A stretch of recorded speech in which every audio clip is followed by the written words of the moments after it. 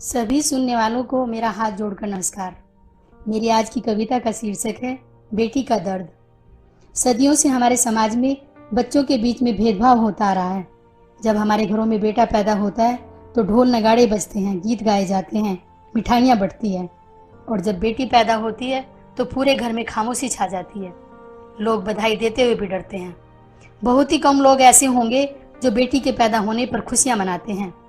वंश चलाने के लिए जब तक बेटा पैदा नहीं होता तब तक परिवार को अधूरा माना जाता है। इतना बड़ा भेदभाव क्यों?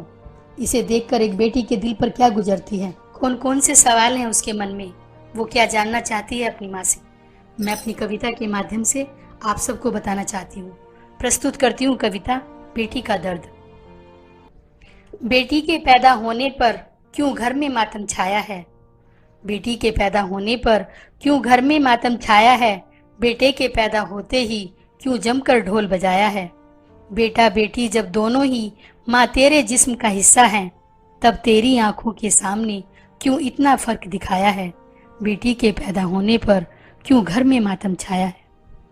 बेटी अपनी माँ से कहती है, जब पेड़ों की रक्षा करने को तू चंडी रूप बन जाती है, कोई काट न पाए पेड़ों को तू चिपको आंदोलन चलाती है। तूने पेड़ बचाए हैं माँ लेकिन, तूने पेड़ बचाए हैं माँ लेकिन, पर मुझको नहीं बचाया है। बेटी के पैदा होने पर क्यों घर में मातम छाया है? तेरी नज़र में माँ मेरी क्या इतनी भी औकात नहीं? कितनी? वृक्षों के जितनी।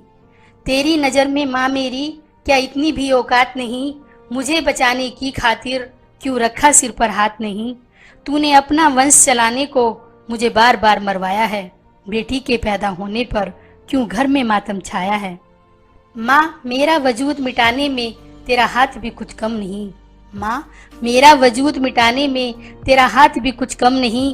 तेरी नजरों के आगे कोई छू जाए इतना तो किसी में दम नहीं।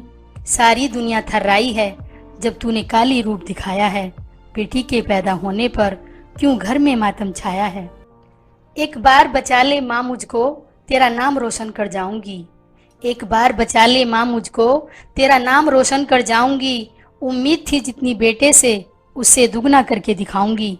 दुनिया के हर क्षेत्र में माँ मैंने सम्मान दिलाया है। बेटी के पैदा होने पर क्यों घर में मातम छाया है? मत कहना तू पराधीन है, तू निर्बल भी और अबला भी। मत कहना तू पराधीन है, तू निर्बल भी और अबला भी। इन शब्दों को ध्यान से देख तू माँ, इनमें बल भी है और बला भी।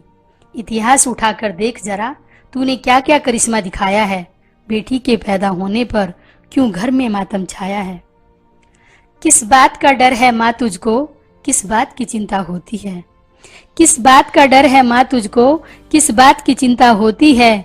कुछ दिन का साथ हमारा है, बेटी तो पराई होती है। दुनिया का कोई बाप भी बेटी को रख नहीं पाया है। बेटी के पैदा होने पर क्यों घर में मातम छाया है? नहीं चाहिए धन और दौलत और ना मकान की ताली। नहीं चाहिए धन और दौलत और ना मकान की ताली। अपनी ममता की छांव का एक कोना रख दो खाली। बस जीने का अधिकार दिला दो जैसा बेटे को दिलवाया है।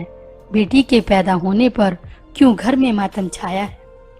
आशीर्वाद भी देखो बड़े बूढ़ों ने बस बेटों के लिए बनाए हैं।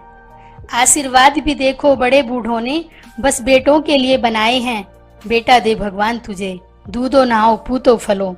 सदियों से यही तो सुनते आए हैं। क्या भूले बिसरे किसी के मुख पर कभी बेटी का नाम भी आया है? बेटी के पैदा होने पर क्यों घर में मातम छाया है? परिवर्तन लाना है जग में, यदि परिवर्तन लाना है जग में तो सबकी सोच बदलनी होगी।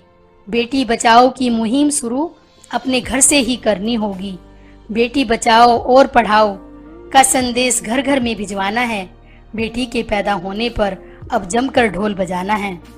मुझे यकीन है जल्दी ही एक दिन ऐसा भी आएगा। मुझे यकीन है जल्दी ही एक दिन ऐसा भी आएगा। परिवार का हर शख्स अपनी बेटी को बचाएगा।